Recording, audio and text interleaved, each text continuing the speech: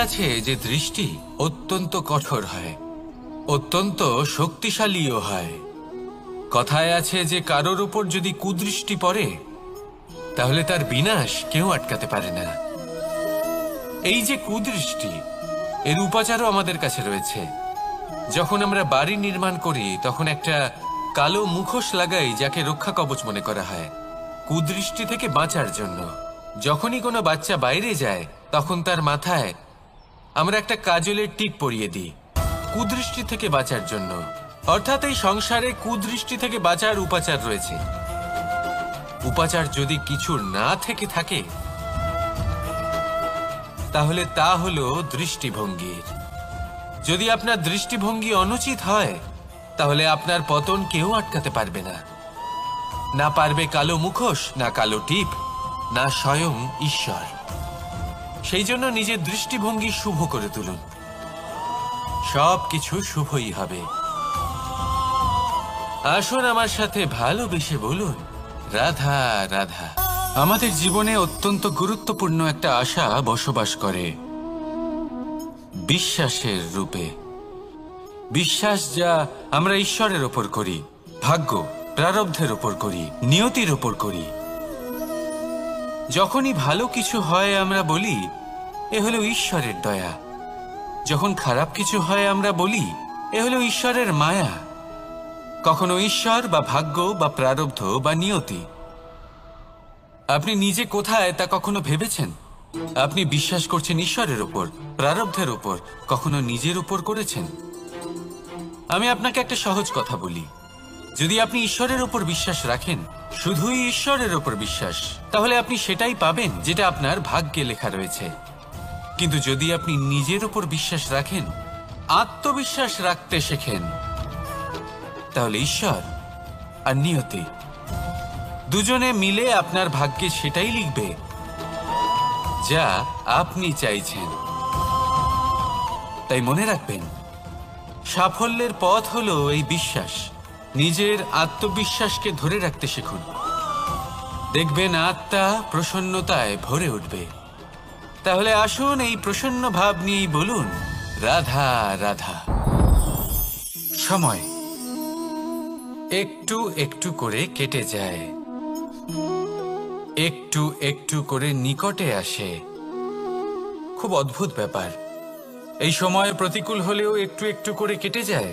এই সময় যদি ভালো হয় তাহলে একটু একটু করে নিকটে আসে। অনুচিত তখনই হয় যখন আমরা নিজেদের অসফলতার জন্য সময়কে দোষ দিই। কিন্তু আসলে তেমনটা হয় না। আপনার পরিশ্রম আর প্রয়াস দ্বারাই আপনি সাফল্য লাভ করবেন, সময়ের দ্বারা নয়। যদি এই সাফল্য একটা সুন্দর ভবন হয় তাহলে সময় হলো তার দেওয়ালের রং, যা সময়ের সাথে বদলাবে, সময়ের সাথে ফিকেও হয়ে যাবে। কিন্তু সাফল্যের এই ভবন আপনাকেই নির্মাণ করতে হবে, আপনার পরিশ্রমের ইট দ্বারা এবং প্রয়াসের চুনসুরকি দ্বারা। তাই পরিশ্রম আর প্রয়াস করতে থাকুন, সাফল্য আপনি অবশ্যই পাবেন। সময় যদি আজ ভালো না হয় তাহলে কাল অবশ্যই হবে। প্রয়াস করতে থাকুন আর আমার সাথে ভালোবেসে বলুন, রাধা রাধা। ভয়।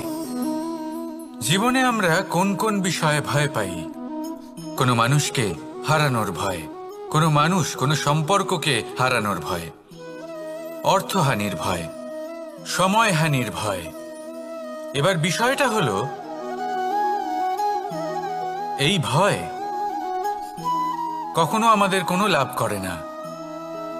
এটা সবসময় আমাদের পিছনে ঠেলে আর নিচু স্তরে নামিয়ে দেয়, কখনোই আমাদের উত্থানের কারণ হয় না। তাই জীবনে যদি কোনো ভয়ের কারণ থাকতেই হয় তা শুধুই এটা, যে মানুষের কথা ভাবতে ভাবতে, সম্পর্কগুলিকে হারানোর ভয়, মানুষকে হারানোর ভয়, সবার মন রাখতে রাখতে আপনি যেন নিজেকে, নিজের ভাবনা চিন্তাকে না হারিয়ে ফেলেন। যদি এরকম হয়, যদি সকলের মন রাখতে রাখতে আপনি নিজেই নিজেকে হারিয়ে ফেলেন, নিজের ভাবনা, নিজের লক্ষ্য, নিজের মন্তব্যকে হারিয়ে ফেলেন, তাহলে সংসারে যতই যাই হয়ে যাক না কেন প্রসন্নতা লাভ করবেন না। তাই রক্ষা তাকেই করুন যে আপনাকে রক্ষা করে। আপনার মানসিকতা, আপনার ব্যক্তিত্ব, আপনার লক্ষ্যকে রক্ষা করে। আর যদি কোনো বিষয় ভীত হতে হয়, তবে আপনি যেন নিজের উদ্দেশ্যের থেকে দূরে না চলে যান। তাহলে আসুন আর আমার সাথে ভালোবেসে বলুন, রাধা রাধা। জীবনে এমন কি আছে যা আপনাকে অজান্তে শিখরে পৌঁছে দিতে পারে বা আপনার পতনও ঘটাতে পারে? সঙ্গতি। যদি আপনি কোনো শ্রেষ্ঠ ব্যক্তির সঙ্গ লাভ করেন, তাহলে তার শুভ চিন্তা, তার গুণ, তার স্বভাব আপনার মধ্যে চলে আসবে। আপনি আরো শ্রেষ্ঠ হয়ে উঠবেন।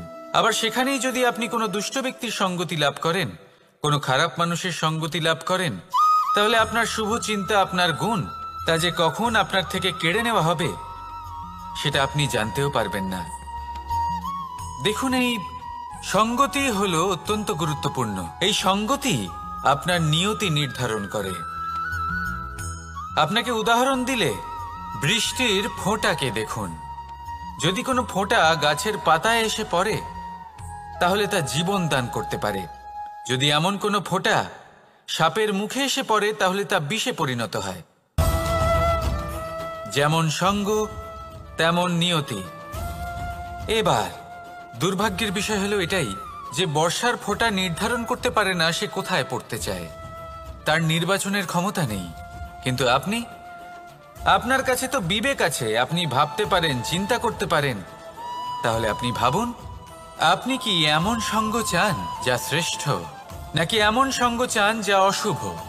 নির্বাচন আপনারই। শ্রেষ্ঠ সঙ্গ বাছুন আর আমার সাথে ভালোবেসে বলুন, রাধা রাধা।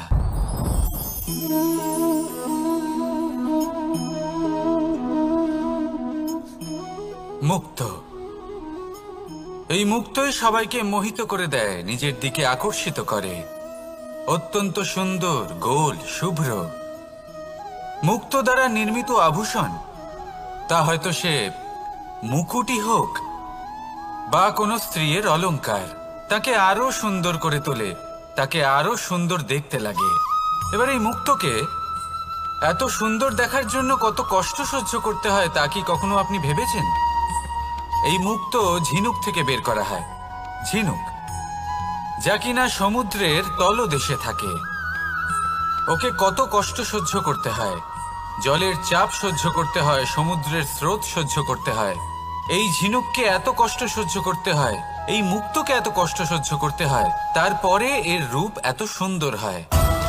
যদি আপনিও আপনার পরিশ্রমের সৌন্দর্য, নিজের পরাক্রমের সৌন্দর্য এই সংসারে প্রকাশিত করতে চান, তাহলে আপনাকেও কষ্ট সহ্য করতেই হবে।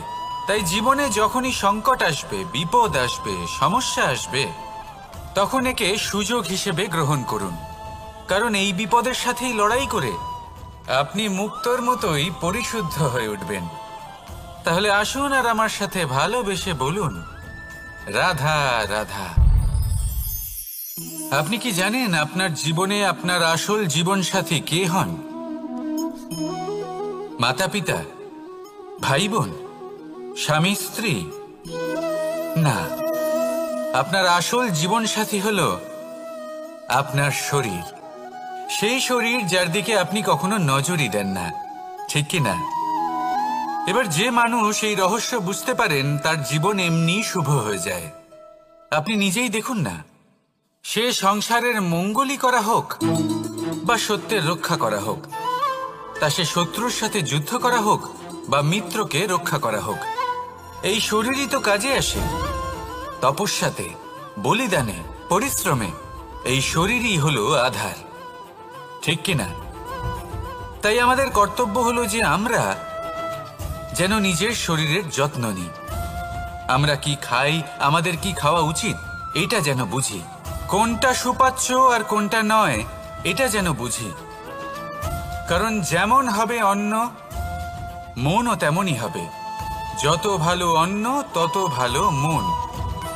আর সুস্থ শরীর হলো সুস্থ মনের আধার, এ কথা অবশ্যই মনে রাখবেন। আর যদি মন সুস্থ থাকে, তাহলে সকল শুভ উদ্দেশ্য পূর্ণ হবে। তাহলে আসুন আর আমার সাথে ভালোবেসে বলুন, রাধা রাধা। কথায় আছে যে জীবনের আধার হলো সম্পর্ক, প্রসন্নতারও এবং ঈশ্বরের সাথে দেখা পাওয়ারও। এবার এই সম্পর্কের আধার আসলে কি? সেবা? না। বোঝাপড়া? না। অপেক্ষা? না। এই সম্পর্কের আধার হলো বিশ্বাস। যদি বিশ্বাস ভেঙে যায় তাহলে জেনে রাখবেন যে সম্পর্করূপী এই ভবন এর ভিতই ভেঙে গেল। আর যদি ভিত ভেঙে যায় তাহলে সেখানে অন্য কোনো ভবন নির্মাণ সম্ভব নয়, সম্ভবই নয়। এই সমস্ত সম্পর্কের বিশ্ব বিশ্বাসে বসবাস করে। এই বিশ্বাস হলো অত্যন্ত গুরুত্বপূর্ণ। এই বিশ্বাসের জোরেই আমি আর রাধা কোনো সাংসারিক বন্ধনে আবদ্ধ না হয়েও এক অত্যন্ত দৈব অলৌকিক বন্ধনে আবদ্ধ।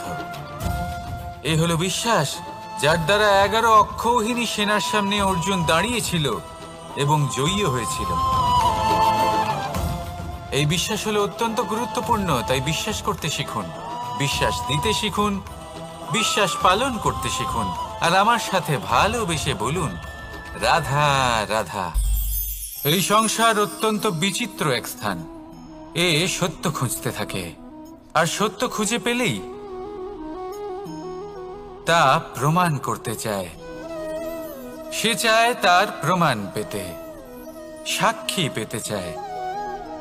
সেক্ষেত্রে আমাকে বলুন যে সত্য কি করতে পারে? সেই ব্যক্তি যে সত্যকে ধরে আছে সে কি করবে? কিছুই নয়। কিছু করার প্রয়োজনই নেই, শুধু তাতে টিকে থাকতে হবে। সেই হিমালয়ের মতো যা আজ পর্যন্ত টিকে রয়েছে। যদি আপনি সত্যবাদী হন তাহলে আপনার কিচ্ছু প্রমাণ করার কোনো প্রয়োজন নেই। যদি প্রয়োজন থাকে তাহলে সত্যের সাথে টিকে থাকার। এই সময় নিজে সাক্ষী হবে, নিজে প্রমাণ দেবে। এই নিয়তি স্বয়ং প্রমাণিত করবে যে আপনি সত্যবাদী ছিলেন, আপনি সত্যের পথে ছিলেন। তাহলে আসুন আর আমার সাথে ভালোবেসে বলুন, রাধা রাধা। ঈশ্বর আমাদের হাত প্রদান করেছেন। হাত যা জড়ো করা হয় প্রণাম করার জন্য, ঊর্ধ্বগামী হয় প্রার্থনার জন্য।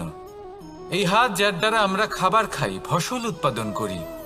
কিন্তু এই হাতের দ্বারা সবথেকে শ্রেষ্ঠ কাজ কি হতে পারে? সেবা।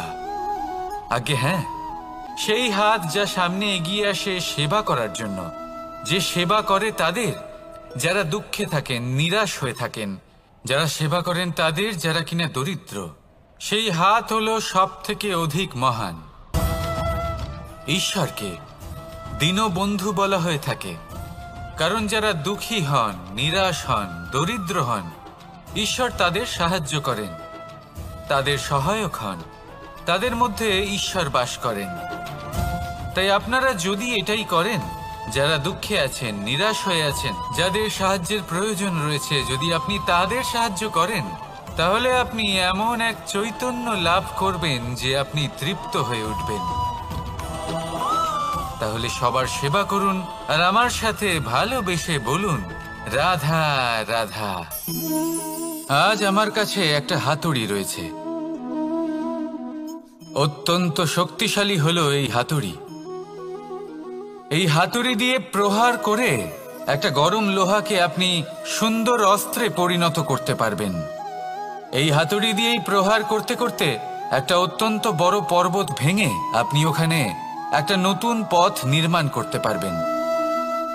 এই হাতুড়ির স্বল্প আঘাতেই আপনি প্রসাধনের জন্য সুন্দর সুন্দর আভূষণ বানাতে পারবেন। কিন্তু যদি কোনো সুন্দর বাড়ি দেখতে পান আর তার ভিতে আপনি যদি এই হাতুড়ি দিয়ে প্রহার করেন, তাহলে তার বিনাশ হয়ে যাবে। এমনই কিছু হয় প্রেমের ক্ষেত্রেও। তা এতটা শক্তিশালী হয় যা সৃজন করে, কিন্তু সর্বনাশও এ করতে পারে। সবকিছুই নির্ভর করছে আপনার উদ্দেশ্যের ওপর। এই উদ্দেশ্যকে শুভ রাখুন আর ভালোবাসার ওপর একটু নিয়ন্ত্রণ রাখতে শিখুন, যেন এমন না হয় যে আপনি সৃজন করতে গেলেন কিন্তু সর্বনাশ করে বসলেন। আসুন আর আমার সাথে ভালোবেসে বলুন, রাধা রাধা। এই প্রেম যতটাই সরল ঠিক ততটাই জটিল হয়। এই প্রেমের দুই রূপ হয়, সবলতা আর দুর্বলতা। নির্বাচন হলো আপনার। এবার যদি একটা উদাহরণ দিয়ে আপনাকে বোঝাই, তাহলে মাতা পিতাকে দেখুন। মাতা পিতা সন্তানকে কখনো কখনো এত স্নেহ দিয়ে ফেলেন যে তাকে বাইরে কোথাও যেতেই দেন না, আর তার ফলে সন্তান এতটাই দুর্বল হয়ে পড়ে যে এমনও হয় তারা সারা জীবন বাড়িতেই বসে থাকে। এবার যদি এই মাতা পিতাই এই ভালোবাসায় সাহস জুগিয়ে দেন, সেই সন্তানকে বলে দেন যে যাও, এই সংসারকে অনুভব করো, নিজের প্রারব্ধ নিজেই রচনা করো, এই সংসারে সব থেকে শ্রেষ্ঠ হয়ে দেখাও, সব থেকে উঁচুতে উঠে দেখাও, তাহলে সন্তান অবশ্যই এটা করে দেখাতে পারে। এবার আপনি নিজের প্রেমের দ্বারা আপনজনদের দুর্বল করবেন নাকি তাদের সবল করবেন, সিদ্ধান্ত আপনারই। আসুন আর আমার সাথে ভালোবেসে বলুন, রাধা রাধা। মানুষ বলেন প্রেমে অনেক শক্তি আছে, আর এটা সত্যিও বটে। প্রেমে এতটাই শক্তি থাকে যে শত্রুতার বড় বড় স্তম্ভকেও এত সহজে ফেলে দিতে পারে। কিন্তু আপনি দেখে থাকবেন, যারা অধিক শক্তিশালী হন তারা দুই ধার সম্পন্ন তরোয়ালের মতো হন। কারণ এই প্রেম যদি আচরণে থাকে, মনে থাকে, বিচার বুদ্ধিতে থাকে, তাহলে তা শুভ হয়। এই প্রেম সৃজন করে। কিন্তু প্রেম যদি ব্যবসার অঙ্গ হয়, যদি এই প্রেমের ব্যবহার নিজের স্বার্থ, নিজের অহংকারের জন্য করা হয়, তাহলে তা সংসারের বিনাশ ঘটাতে পারে। রাধা প্রেমের ব্যবহার করেছে শাম্বের কারণে, আর শাম্ব সেই প্রেমের ব্যবহার করেছে নিজের অহংকার, নিজের স্বার্থ সিদ্ধির জন্য। শেষ পর্যন্ত ক্ষতি শাম্বের হলো না, হলো প্রেমের। তাই মনের মধ্যে প্রেম ভাব অবশ্যই রাখুন, নিজের আচরণেও প্রেম ভাব বজায় রাখুন, কিন্তু সতর্কও থাকবেন আপনার এই প্রেম, একে নিয়ে কেউ ব্যবসা না করে ফেলেন। আসুন আর এই ভালোবাসার সাথেই বলুন, রাধা রাধা। সত্য, এই সত্য আসলে কি? কেউ বলবেন যা অসত্য নয় তাই হলো সত্য, কেউ বলবেন সেটা যার ভিত্তিতে আমরা বেঁচে আছি তাই হলো সত্য। কিন্তু সত্য আসলে কি? তার থেকেও বেশি গুরুত্বপূর্ণ হলো এটা বুঝতে পারা যে সত্যের ব্যবহার কিভাবে করা উচিত। যদি আপনার কাছে সত্য থাকে বা আপনি সত্য জেনে থাকেন আর আপনি তার ব্যবহার করেন, সদ্ব্যবহার করেন সংসারের জন্য, তাহলে আপনি এই সমস্ত সংসারের অনেক ঊর্ধ্বে চলে যাবেন। কিন্তু যদি আপনি সত্য জানেন আর তার দুর্ব্যবহার করেন, তাহলে আপনি সমস্ত সংসারের পক্ষে ক্ষতিকারক হয়ে উঠতে পারেন। তাই মনে রাখবেন, সত্য যতটাই কোমল, অর্ধ সত্য হলো ততটাই কঠোর। এই অর্ধ সত্য সমস্ত সংসারের বিনাশ ঘটাতে পারে। সেই জন্য জীবনে সত্যের বিষয়ে সম্পূর্ণ সত্য জানতে শিখুন, এ হলো অত্যন্ত গুরুত্বপূর্ণ। এই সত্য তার নিজস্ব দাবি হলো আপনি সাবধানে থাকুন। তাহলে আসুন আর আমার সাথে ভালোবেসে বলুন, রাধা রাধা। পঞ্চমহাভূত, জীবন রচনায় এর অবদান অনস্বীকার্য। এই পঞ্চমহাভূত আসলে কি? জল, বায়ু, অগ্নি, মাটি আর আকাশ। এবার শুধুমাত্র জীবন রচনায় এর অবদান আছে তা নয়, শুধু শরীর রচনাতে এর যোগদান আছে তা নয়, বরং এরা হলো আমাদের জীবনের সব থেকে বড় শিক্ষক। এবার আপনারা সকলে চমকে যাবেন, হয়তো আপনারা এই দৃষ্টিভঙ্গি দিয়ে কখনো দেখেননি। আমি আজ আপনাদের বোঝাবো। এদের মধ্যে সব থেকে বড় তত্ত্ব জল। এ আমাদের কি শেখাচ্ছে? এই জল, এর নামই হলো জল, কিন্তু এ কখনোই আমাদের জ্বালায় না, আমাদের জ্বলনের কারণ হয় না। তাহলে কি করে? আমাদের তৃষ্ণা মেটায়, আমাদের শীতলতা প্রদান করে, জীবন দান করে। এর দ্বারা আমরা কি শিক্ষা লাভ করি? যে আপনার উৎপত্তি যেখান থেকেই হোক না কেন, আপনি যেখানেই জন্মগ্রহণ করুন না কেন, আপনার কর্ম সর্বদা শ্রেষ্ঠ হওয়া উচিত। আপনি জলকে যে কোনো পাত্রে রাখুন না কেন, সে সেই অনুসারেই নিজের আকার ধারণ করে নেয়। এর দ্বারা আমরা কি শিক্ষা পাই? এই শিক্ষাই পাই যে যে কোনো পরিস্থিতিতেই নিজেদের মানিয়ে নিতে হবে, নিজেকে সেরকম করে নিতে হবে। যে দেশেই থাকি না কেন, যে স্থানেই থাকি না কেন, যে পরিস্থিতিতেই থাকি না কেন, যে ব্যক্তির সাথেই থাকি না কেন, আমাদের সুখময় হয়ে জীবন অতিবাহিত করা উচিত। দেখুন, আমাদের কত বড় একটা শিক্ষা দিল এই জল, যা আমরা কোনোদিন দেখতেই পাইনি।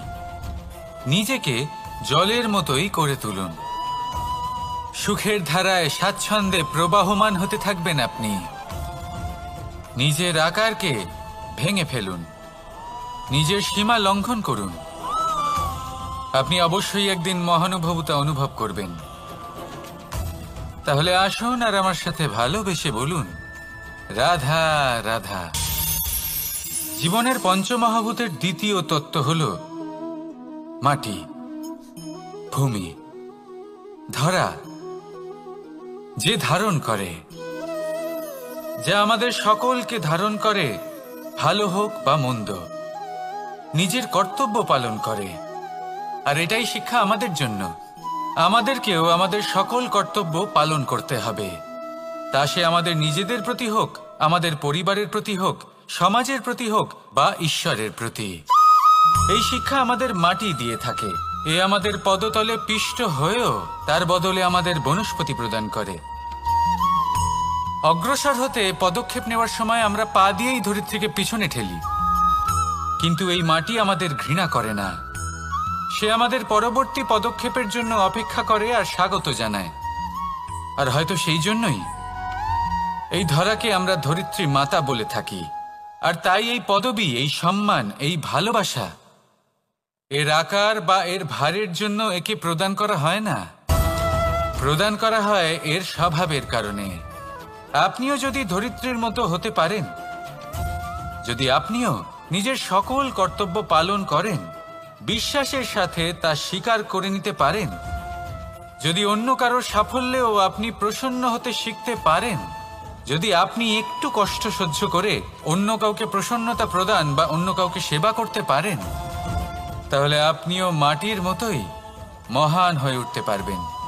তাহলে আসুন আর আমার সাথে ভালোবেসে বলুন, রাধা রাধা। জীবনের পঞ্চমহাভূতের মধ্যে একটা তত্ত্ব হল বায়ু। বায়ু যাকে কিনা দেখা যায় না, বরং তাকে কিন্তু আমরা অনুভব করতে পারি। আর একে সব থেকে বেশি অনুভব করতে পারি তখন যখন বায়ু কম থাকে। বায়ু যদি লুপ্ত হয়ে যায়, তাহলে তখনই আমরা বুঝতে পারি যে বায়ু তো নেই, এ তো সমস্যার ব্যাপার। এবার এই বায়ু দ্বারা আমরা কি শিক্ষা পাই? এই বায়ু আমাদের এই শিক্ষা দেয় যে আমাদের কখনোই অহংকার করা উচিত নয়। আমরা সকলেই কখনো না কখনো চাই যে আমাদের শ্রেষ্ঠতা, আমাদের যোগ্যতা, আমাদের মাহাত্ম্য এই সংসার বুঝতে পারুক। আর নিজের মাহাত্ম্য প্রমাণ করার জন্য শক্তি দেখানোর কোনো প্রয়োজন নেই। কারণ যখন কোনো ব্যক্তি, এই সমাজ, এই সংসার আপনাকে নিজের থেকে দূরে করে দেবে, আপনার থেকে দূরে চলে যাবে, তখন আপনার মাহাত্ম্য কি তার আভাস সে নিজে থেকেই অবশ্যই পেয়ে যাবে। আপনার কিছুই করার প্রয়োজন নেই। বায়ুর মতো হয়ে উঠুন। বায়ু যার কিনা কোনো ভার নেই, কিন্তু যখন সময় আসে, যখন সে তুফানের রূপ নেয়, তখন অত্যন্ত বড় বড় বিধ্বংসী কাজ সে করে ফেলে।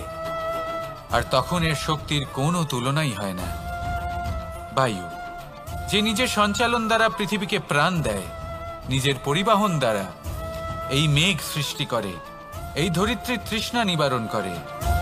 বায়ুর মতো যদি আপনি হয়ে উঠতে পারেন, তাহলে হালকা হয়ে যাবেন, ওপরে উঠতে পারবেন এই সংসার, এই ভৌতিকতা, এই মোহ মায়া থেকে। আর তখন আপনি বুঝতে পারবেন যে প্রেম কাকে বলে। তখন আপনি বুঝবেন যে দান করাই হলো জীবন। তাহলে আসুন আর আমার সাথে ভালোবেসে বলুন, রাধা রাধা। জীবনের পঞ্চমহাভূতের মধ্যে একটা তত্ত্ব হলো আকাশ। আকাশ যা কিনা নিরাকার, যার কোনো আকার নেই। আকাশ যা হলো অনন্ত। আর আমাদের সবসময় মনে হয় যে এই আকাশ আমাদের সাথে জড়িয়ে রয়েছে। কেন? এবার এই আকাশ আমাদের জন্য কি না করে। আকাশ আমাদের ওড়বার স্বাধীনতা দেয়। আকাশ মেঘকে ধারণ করে যাতে আমাদের তৃষ্ণা মিটতে পারে। এই আকাশ সূর্য এবং চন্দ্রকে তার যথাস্থান দেয় যাতে আমরা প্রকাশও পেতে পারি, আবার অন্ধকারও, যাতে আমাদের জীবনে সামঞ্জস্য বজায় থাকে। আকাশের থেকে অনেক কিছুই শেখার রয়েছে। যদি আমরাও আকাশের মতো হতে পারি, আমাদের আপনজনদের সেই স্বাধীনতা দিতে পারি যাতে তারা উঠতে পারেন, যাতে তারা নিজেদের স্বপ্ন পূরণ করতে পারেন, যার ফলে তারা নিজেরাই এই জীবনকে অনুভব করতে পারেন, নিজের পায়ে দাঁড়াতে পারেন, তাহলে ভাবুন আমাদের অস্তিত্ব কতটা বড় হয়ে যাবে। যদি আপনি আকাশের মতো হতে পারেন, তাহলে আপনিও আকাশের মতোই অনন্ত হয়ে উঠবেন। তাহলে আসুন আর আমার সাথে ভালোবেসে বলুন, রাধা রাধা। পঞ্চমহাতত্ত্ব, পঞ্চমহাভূত, এদের বিষয়ে আমি আপনাদের সবকিছুই বলে দিয়েছি। কেন? এরা আমাদের জীবনের সব থেকে বড় শিক্ষক। আর এদের থেকে আমরা কি শিক্ষা পাই? নিশ্চিত রূপে এই পঞ্চমহাতত্ত্ব আমাদের দেহের নির্মাণ করে, কিন্তু একটা ষষ্ঠ মহাতত্ত্ব রয়েছে, এমন এক তত্ত্ব যার না কোনো ভার আছে, না কোনো পরিমাণ আছে, কিন্তু তা হলো অত্যন্ত গুরুত্বপূর্ণ, ভাবনা। কেউ একে আত্মা বলে, কেউ একে বিবেক বলে, কেউ একে প্রাণ বলে, আর কেউ বলে চেতনা। এবার এই চেতনা যখন পঞ্চমহাতত্ত্বের সাথে জুড়ে যায়, এক হয়ে যায়, তখন মানুষের জীবনের নির্মাণ হয়। এবার আপনার দেহের নির্মাণ জন্ম থেকেই পঞ্চমহাতত্ত্ব করে দেয়, কিন্তু এই ভাবনা, এই চেতনা, একে আপনি নিজেই এগিয়ে নিয়ে যেতে পারেন। একে দিশা দেখাতে হবে, এর বিকাশ আপনাকেই করতে হবে। কিভাবে? তা আপনার ওপর নির্ভর করছে। আপনি এর সদ্ব্যবহারও করতে পারেন, দুর্ব্যবহারও করতে পারেন।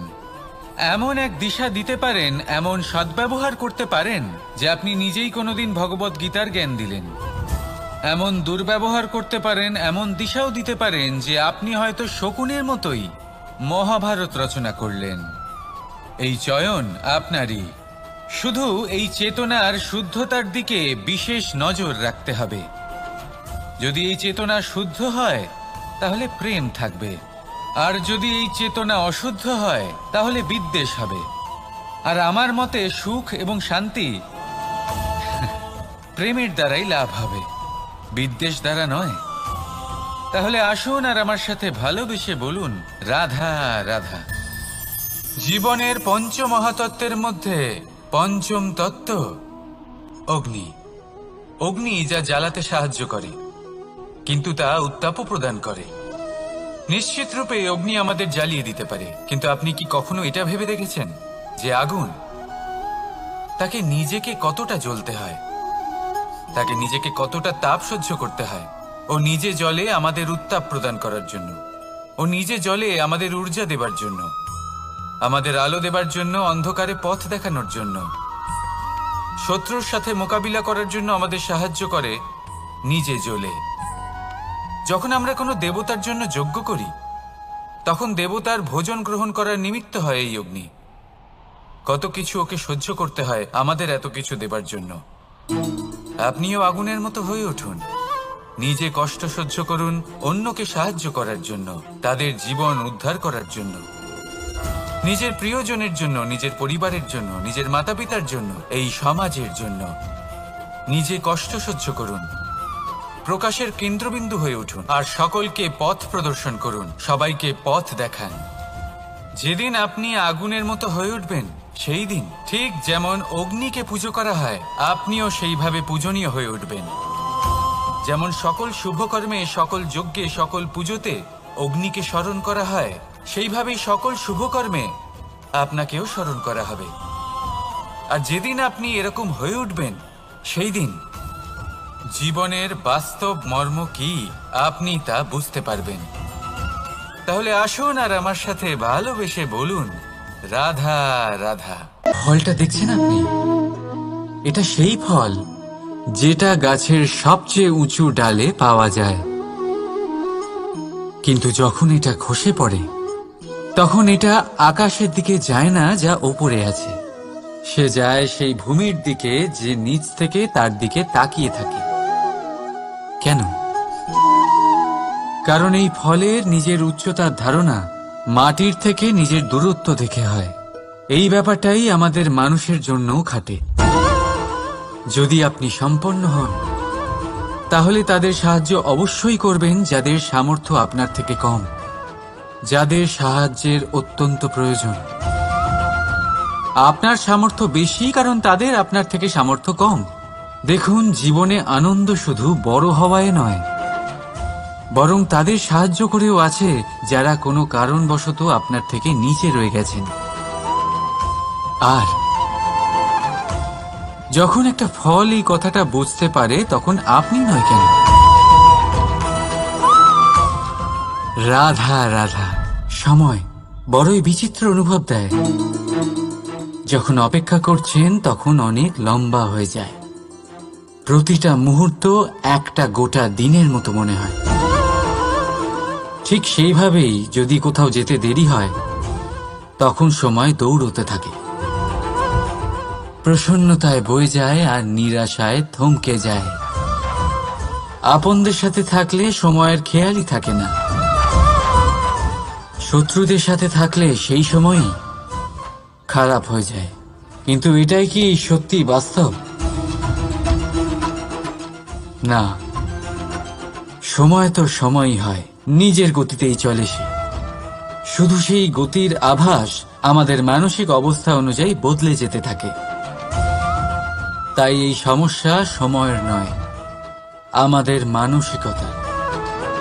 তাই নিজেকে খুশি রাখুন, অন্যদেরও খুশি রাখুন। আগের সমস্ত ঘটনা ভুলে যান আর একটা উজ্জ্বল ভবিষ্যতের দিকে অগ্রসর হন। সময় সবসময় ভালোই লাগবে। প্রেম করুন সবার সাথে, সময় সবসময় সুখেই কাটবে। রাধা রাধা। অগ্নি জীবনে খুব মহত্বপূর্ণ হয়। এই অগ্নি উজ্জ্বলতা হয়ে আমাদের জীবিত রাখে। কিন্তু ভাবুন, যদি এই উজ্জ্বলতা ক্রোধের অগ্নি হয়ে দিকভ্রষ্ট হয়, তাহলে কি হবে? একটা ছোট পাতা দিয়ে শুরু করে গোটা বনকে ছারখার করে দিতে পারে। ঠিক সেরকমই মানুষের ক্রোধের আগুনও অন্যদের তো ভস্ম করেই, কিন্তু তার পূর্বে স্বয়ং নিজেকেই ভস্ম করে দেয়। তাহলে কি করা যায়? কি করে নিয়ন্ত্রণ করা যায় তাকে? উত্তর হলো, তাতে জল ঢেলে দিয়ে জলের মতো বইতে দিন একে। ঠিক সেইভাবে যেমন সূর্য নিজের অগ্নিকে তেজ বানিয়ে আপনার কাছে পৌঁছে দেয়। এটাই পার্থক্য সূর্যের অগ্নি আর ক্রোধের অগ্নির মধ্যে। সূর্যের অগ্নি বিচ্ছুরিত হয়ে প্রতিফলিত হয়ে আসে, আর সেই জন্যই তাকে তেজ বলা হয়। অন্যদিকে আমাদের ক্রোধের আগুনের কোনো সীমাই থাকে না।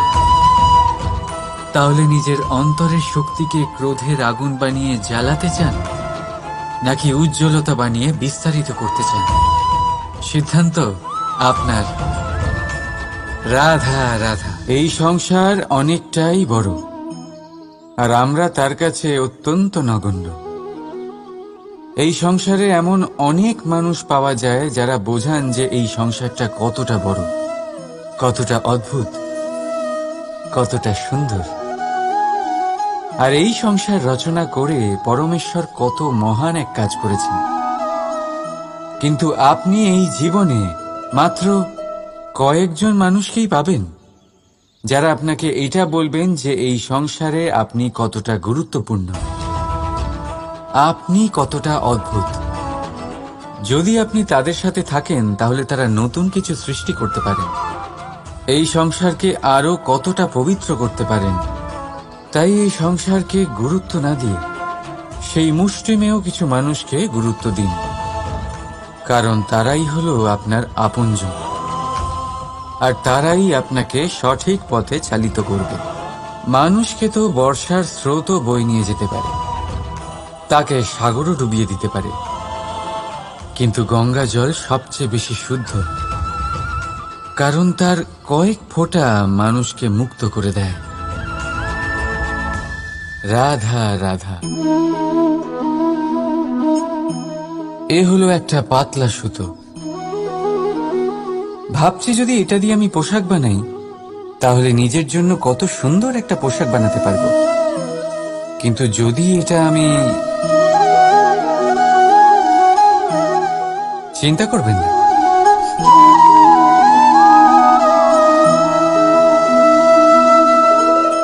দেখুন এই সুতো জোড়া লেগে গেল। শুধু পার্থক্য হচ্ছে এটাই যে আগের মতো এটা আর সরল নেই, আর এটার দৈর্ঘ্য আগের থেকে কিছুটা কমে গেছে। এই সংসারে প্রেমের সাথেও ঠিক এটাই হতে পারে। প্রেমের এই সুতো যা দুই মানুষকে একসাথে বেঁধে রাখে, অহংকার আর স্বার্থের আঘাত সে সহ্য করতে পারে না, ছিঁড়ে যায়। চেষ্টা করলে আবার এই সম্পর্ক হয়তো জোড়া লাগতে পারে, কিন্তু তা আগের মতো কখনোই থাকে না, কারণ মনে গিট পড়ে যায়। সেই জন্য প্রেমকে স্নেহের সাথে সামলে রাখুন, অহংকার আর স্বার্থের থেকে দূরে থাকুন। রাধা রাধা। আগুন কি করে? জ্বালায়।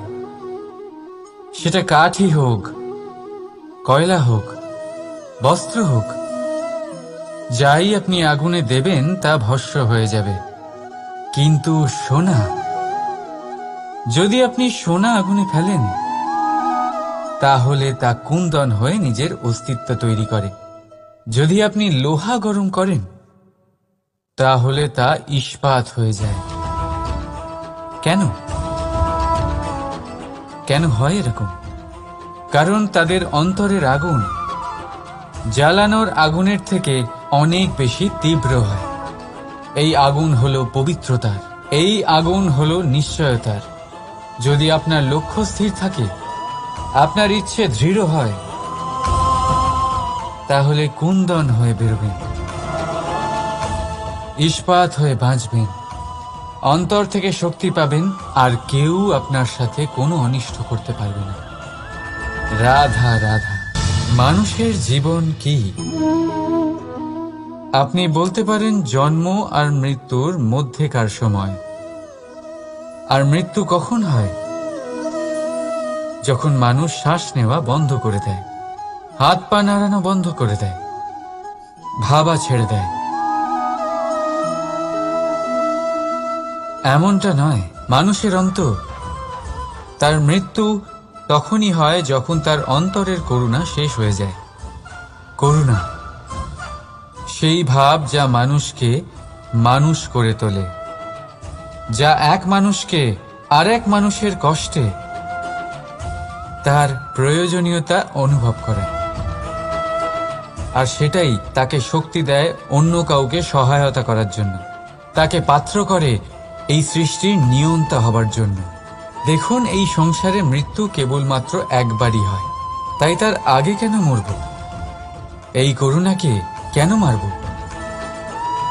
নিজের মনুষ্যত্ব বজায় রাখুন, মৃত্যুর পরেও আপনি জীবিত থাকবেন।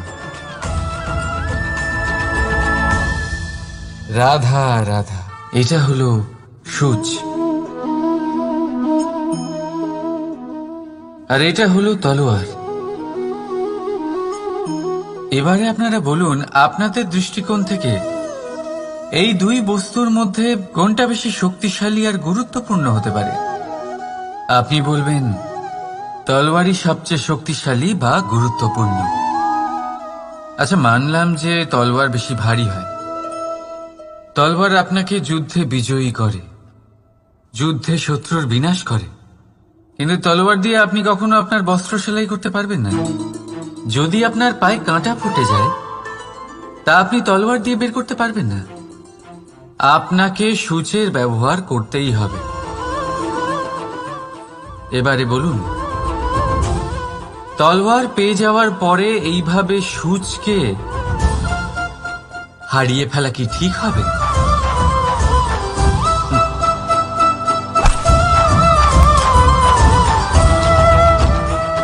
ঠিক সেইভাবেই জীবনে সম্পন্ন